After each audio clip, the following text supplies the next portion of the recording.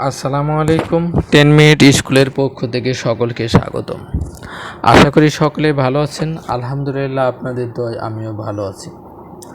নবম ও দশম শ্রেণীর গণিত অনুশ্রেণী 3.5, উদাহরণ 38। একটি বইয়ের মূল্য 24 টাকা। এই মূল্যের বই তৈরির ব্যয় 40%। বাকি মূল্য সরকার ভর্তুকি দিয়ে থাকেন। সরকার প্রতি বইয়ে কত টাকা ভর্তুকি দেন? এখানে বইয়ের মূল্য পি সমান সমান কত? 24 টাকা। ভর্তুকি ব্যয় আর সমান সমান কত? 40%, 80%। এই পার্সেন্টের জন্য আমরা কি পার্সেন্ট যদি উঠে দিই, 80 ভাগ কত? 100 টাকা।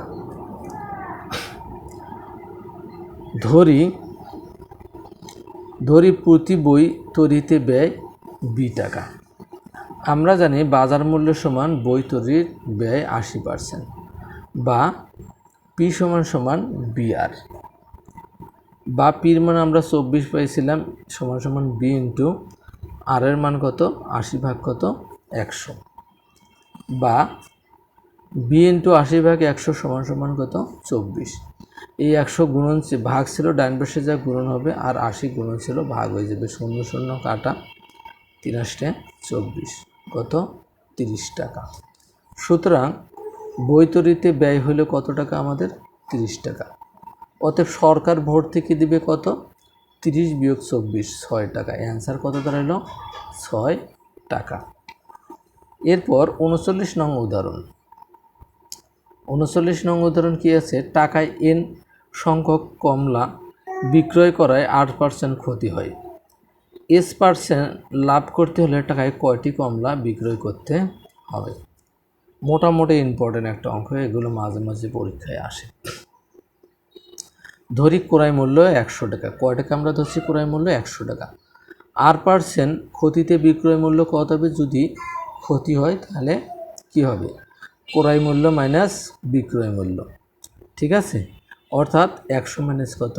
আর টাকা। বিক্রয় মূল্য 100 মাইনাস আর টাকা হলে ক্রয় মূল্য 100 টাকা। অতএব বিক্রয় মূল্য 1 টাকা হলে ক্রয় মূল্য কত হবে? কম হবে। কম হলে কি হয়? ভাগ হয়। 100 ভাগ কত? 100 মাইনাস আর টাকা। আবার S% লাভে বিক্রয় মূল্য, তখন কি হবে? ক্রয় মূল্য যোগ, অর্থাৎ লাভ করতে গেলে কি হয় আমাদের? লাভ আমরা কয় পার্সেন্ট বিক্রি করতে গিয়েছিল? X%। তাহলে এটা যোগ করব আমরা, ক্রয় মূল্যের সাথে S যোগ করব। ক্রয় মূল্য 100 টাকা হলে বিক্রয় মূল্য কত? 100 প্লাস S টাকা। ক্রয় মূল্য 1 টাকা হলে বিক্রয় মূল্য তখন কত হবে? কম হবে। কম হলে ভাগ হয়। 100 প্লাস S ভাগ কত? 100 টাকা। আবার ক্রয় মূল্য যে আমরা বের করছিলাম 100 ডিভাইডেড বাই 100 মাইনাস আর, তখন কত টাকা হয়? ক্রয় মূল্য 100 ডিভাইডেড বাই 100 মাইনাস আর টাকা হলে বিক্রয় মূল্য কত হবে? 100 প্লাস আর ভাগ 100 গুণন আমাদের কি হয়? উপরে যাবে 100, নিচে কত থাকবে? 100 মাইনাস আর। 100 আর 100 আমরা কেটেছি, তাহলে কত থাকলো? 100 plus S divided by 100 minus R টাকা। এখন আমাদের কি বলছিল? এই যে আমাদের বিক্রয় করলো, আমরা তো লেবু আমরা ক্রয় করছিলাম কয়টি? এনটি। লেবু ক্রয় করছিলাম আমরা কয়টা? এনটা। অতএব সুতরাং লিখতে পারি আমরা কি? 100 plus S divided by 100 minus R টাকায় বিক্রয় করতে হবে কয়টি লেবু? এনটি লেবু।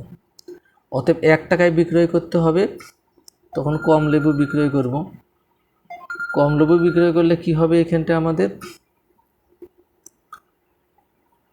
এন ইন্টু এই 100 প্লাস 100 মাইনাস আরটা উপরে যাবে, আর নিচে থাকবে কত? 100 প্লাস কত?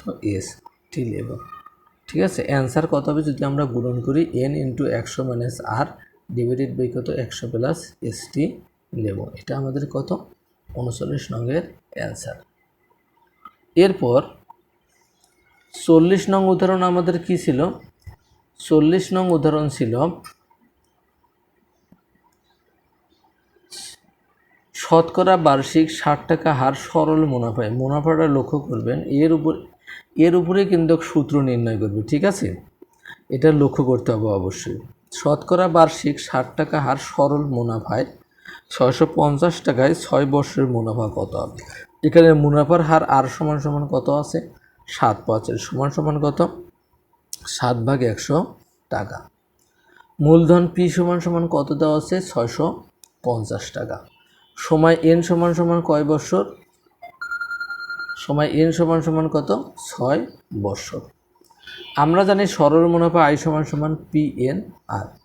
তাহলে পির মান কত? 650 গুণন এন এর মান কত? 6 গুণন আর এর মান কত? 7/100। এই শূন্য আর এই শূন্য আমরা কেটেছি। 3 দুগুণে 6, 3 দুগুণে আমরা যদি এখন তাহলে এখানটা আমাদের কত থাকে? 3 দুগুণে 6, 5 দুগুণে কত?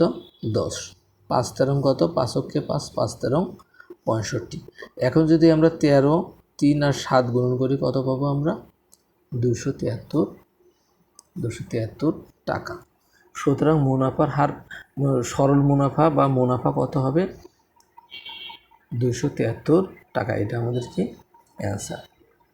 এরপর আমাদের 41 নং উদাহরণ। বার্ষিক শতকরা 6 টাকা হার চক্রবৃদ্ধি মুনাফায় লক্ষ্য করতে হবে। চক্রবৃদ্ধি মুনাফা হারের কথা বলছি। 15,000 টাকায় 3 বছরের চক্রবৃদ্ধি মূল ও চক্রবৃদ্ধি মুনাফা নির্ণয় করো। এখানে মুনাফার হার আর সমান সমান কত? 6% সমান সমান কত? 6/100 সমান সমান কত? আমরা ভাগ করছি। 3 দুগুণে 6, 50 দুগুণে কত? 100, অর্থাৎ কত? 3/50 টাকা। মূলধন পি সমান সমান 15,000, সময় এন সমান সমান কত? 3 বছর। আমরা জানি চক্রবৃদ্ধির ক্ষেত্রে সবৃদ্ধি মূল কত? সি সমান সমান p into 1 plus r to the power n সমান সমান 15,000 ইন্টু 1 প্লাস আর এর মান 3/50 আর এন এর মান কত? 3 সমান সমান 15,000 ইন্টু এখানে কত? এদের লসই কত? 50, 50 অক্ষে 50, 3 অক্ষে 3, কত দাঁড়াইল? 50 যোগ 3 কত? 53 ভাগ কত? 50 টু দি পাওয়ার কত? 3। এখানে 3 দ্বারা বোঝাচ্ছে 3টা আছে। আমরা একবারে গুণন করতে পারি, কোনো সমস্যা নাই, কিন্তু আমরা ভেঙে নিছি। 15,000 ইন্টু 53/50 ইন্টু 53/50 ইন্টু 53/50। আমরা 3 এই শূন্য এই শূন্য এই শূন্য আর 3টে শূন্য কেটেছি। 5 অক্ষে 5, 3 5-এ 15। এখন আমরা উপরে যে 3, 53, 53, 53 গুণ করে 5 25-এ কত? 5 5 25, 25 দ্বারা আমরা ভাগ করছি। ভাগ করার পর কত পাইছি আমরা? 17,865.24 টাকা। অতএব চক্রবৃদ্ধি মুনাফা কত দাঁড়াবে? এই সবৃদ্ধি মূলের থেকে আমরা যদি মূলধনটা বাদ দিই তাহলে আমাদের কী বাড়াবে? চক্রবৃদ্ধি মুনাফা কত বাড়াইছে? 2865.25 টাকা। অ্যান্সার কী হবে? চক্রবৃদ্ধি মূল 16,865.24 টাকা এবং মুনাফা 286.24 টাকা। সকলের শারীরিক সুস্থতা কামনা করে আজকের মতো এখানে শেষ করতেছি। আল্লাহ হাফেজ।